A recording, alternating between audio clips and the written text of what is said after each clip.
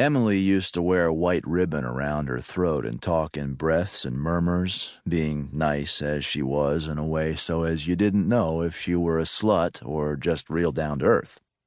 And from the start I was dying to find out, but I thought I had a girlfriend, and I was shy. We were 18. We met at school. She worried about money, and I smoked $7 worth of cigarettes every day. She said she liked my sweater, said that's what she had noticed first, why she had wanted to talk to me. A gray cardigan, wool 3 buttons from the Gap. She called it an old sad bastard sweater, which was fine. She liked Modest Mouse, and she played Night on the Sun for me. She had me read 2 plays by Edward Albee. I thought Albee was a kinky fucker, and I wondered about her. Her eyes, green, were bright, merciful, sometimes given to melancholy, not entirely guileless. And I'd listened to her tell me about the abandoned factories and the cemetery where she'd grown up, the places where she'd skinned her knees, and her voice took me over.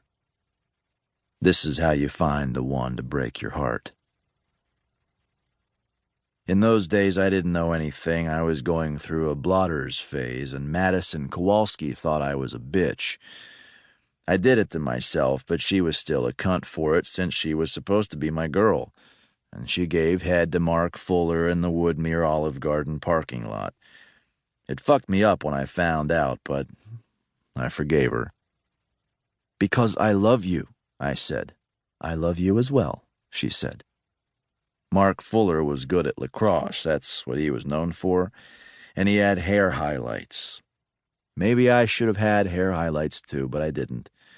And there were other girls who wanted to be with Mark Fuller so he could afford to force Madison Kowalski's head down on his dick till she choked on it.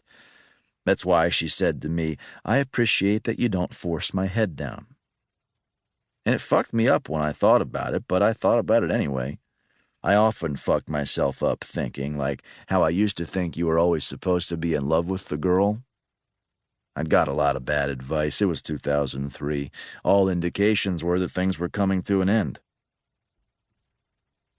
Madison had gone out of town for school, gone to New Jersey to Rutgers. I didn't know why she had chosen the school she had. I didn't follow schools, but she was smart, or she had got good grades anyway. With me, it was different. I stayed on in the suburbs east of Cleveland, Ohio, where I had lived since I was 10. I was attending one of the local universities, the one with the Jesuits and a lot of kids who were fucks, a good school.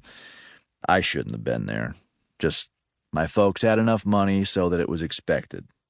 It wasn't like we were especially fancy people or I was a legacy or whatever you're guessing at. More like with them it was one of those vicarious sorts of things that can set a kid up for failure, how they were saying they'd have liked to have gone to college and fucked around reading about Sir Francis Bacon and all that shit, so why wasn't I happy? I didn't know. All I'd figured was the world was wrong, and I was in it. So I went to school because people'd said go to school, which was a mistake. Still, you don't ever get to choose. I sold drugs, but it wasn't like I was bad or anything. I wasn't bothering anybody. I didn't even eat meat. I had a job at the shoe store, another mistake I made. No interest whatsoever in shoes. I was marked for failure, but allow that I had tried. I went to work most days in the afternoons when I could have been doing better things, such as anything. We are talking $6 an hour. I had a well-cultivated sense of shame, what kept me going.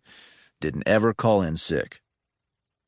I went to classes in the morning, sometimes missed classes. It was my shame again. My shame would keep me out of classes sometimes. I didn't ever miss English, though. Emily was in my English class. The class was shit, but I always went because Emily'd be there, and we'd sit next to one another. That's how we first got to talking.